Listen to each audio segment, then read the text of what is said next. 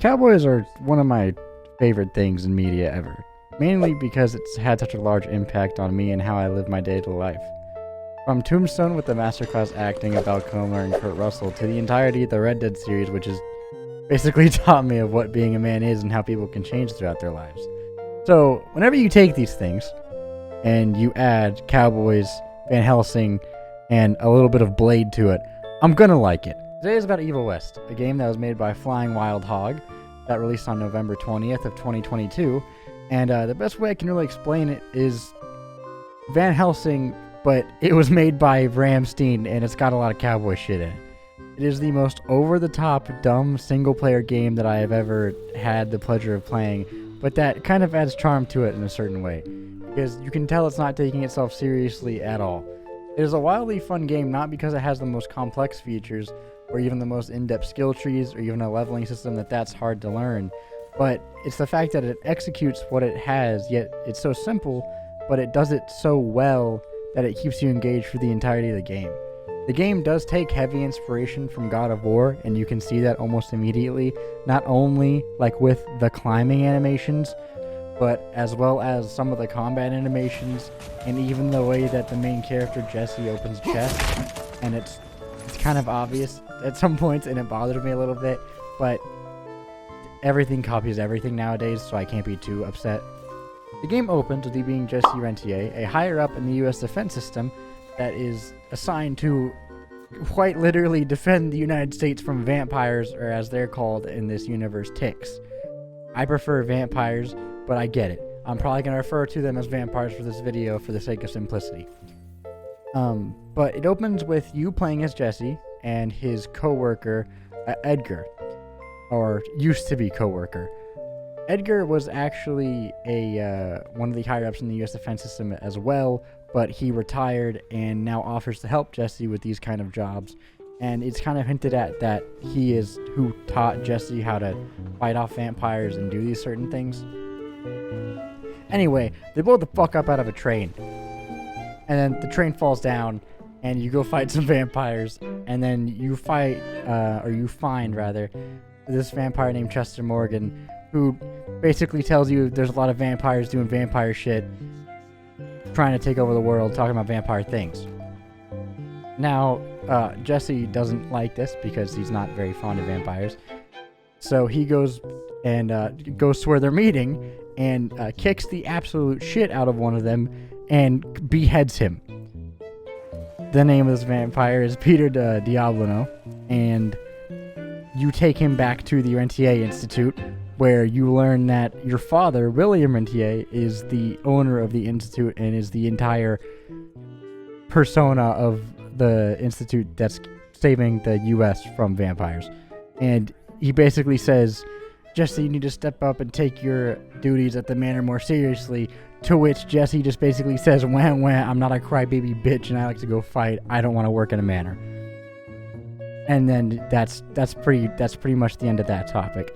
They then move on to talk about a new showing that they're doing today to show off this kind of zapper glove, where Jesse is going to be showing it off to a bunch of the employees of the Institute and investors to show them the new landscape for vampire fighting.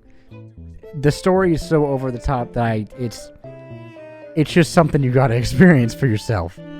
During this showcasing, what actually ends up happening is the government gets gat, and vampires go into the Institute and pillage and kill basically everyone, leaving no one alive. And this is where the game pretty much kicks off the story. This is where the main motive starts, and this is where you are now fighting for the U.S. Over the vampires, and story takes off. Overall, I was pretty happy with the story. I think that it was engaging, but now that we've kind of covered that, I wanted to go over some of the gameplay aspects. First of all, visuals. The visuals in this game are amazing, and even the cutscenes are it's really impressive from a lighting standpoint. A lot of them have very good lighting, and even the acting and motion capture is pretty well done. Some of the line deliveries are a bit off. The story's premise is so well done, but some of the execution just doesn't feel right. If that makes sense, like some of the voice acting just some of it feels awkward. That's it. That's really my only complaint with that. Visually, the game is beautiful, and most of the stages take place during the night because it's vampires, which actually, I kind of wanted to talk about that. Why don't they just do most of the story during the day? If they're fighting vampires, why don't you go do the things you have to do during the day and just... Sorry, you know what, we'll move past it. Game looks beautiful. It's almost all at nighttime. The major player here that I have noticed is the textures are very well done, but it's the lighting and the atmosphere that the developers nailed with this game. The atmosphere that they managed to put into here is so just involving and makes you kind of want to explore everything. And most of the cities during the day look amazing. It's just visually, it is a very appealing game, and I enjoyed looking at every part of it. Now the combat, very simple, not very hard to understand at all. It's punch, shooting, like some basic abilities, very close to God of War. Very similar to God of War. To the point where it did kind of bother me because some of the animations in the combat look pretty similar, which I guess is paying homage to God of War in a way with that. But still, I wish that they would have maybe been a little bit more original with it. Either way, not bad at all. Still enjoyed it very much. The combat is very fun. Just a small complaint that I had for some of it was that it's too similar at some points. But the combat does go deeper in the fact that it does have a skill tree, and your character also has a leveling system. Now with this leveling system, you unlock new perks within the skill tree, and you unlock new upgrades for your weapons. What I did like is the upgrades aren't just basic stat changes, it also changes the visual aspect of your gun and makes it look cooler or lightning infused, or just gives it different feelings whenever you look at it, and I love that. I like whenever games actually make a visual notice of progress within your character. The skill tree is pretty well developed, and it's fun to unlock all these different upgrades and watch your character get better as the game goes on. Now, in terms of the levels and the world that you play in, I really enjoyed that they hid secrets in some of the levels, making it worth your while to go explore and go look around to see what was there. And you can unlock different skins. I personally got all of the ghost skins, which were pretty cool, and I liked that color way better than the one that Jesse spawns with, or just is defaulted with. And so I really did enjoy that a lot. It did kind of bother me that he opens the chest almost identically to the way that Kratos does in God of War. I'm sorry. I keep talking about it, but it bothers me a little bit. But overall, it was done incredibly well, and basically gave me a purpose to go explore the level with, and just made it more fun to go around. I do think that some of the boss fights are kind of bullshit at some points. And what I mean by that is the boss fights, there's not a lot of unique bosses in the game. It's more so just tough enemy types that are thrown at you over and over again. There's like maybe some, like 2 or 3 actual boss fights, which those were awesome. The standalone boss fights that you actually had are really cool. But at most points in the game where it's trying to test your skill and challenge you as a player, it just spawns a lot of these hard mobs that just try and kill you, which is fine. However, sometimes it does feel like it's kind of BS at some points, but honestly that's a small minor complaint in the grand scheme of things. No game is going to be perfect, and it was just frustrating at some points, especially whenever you're playing the game on hard.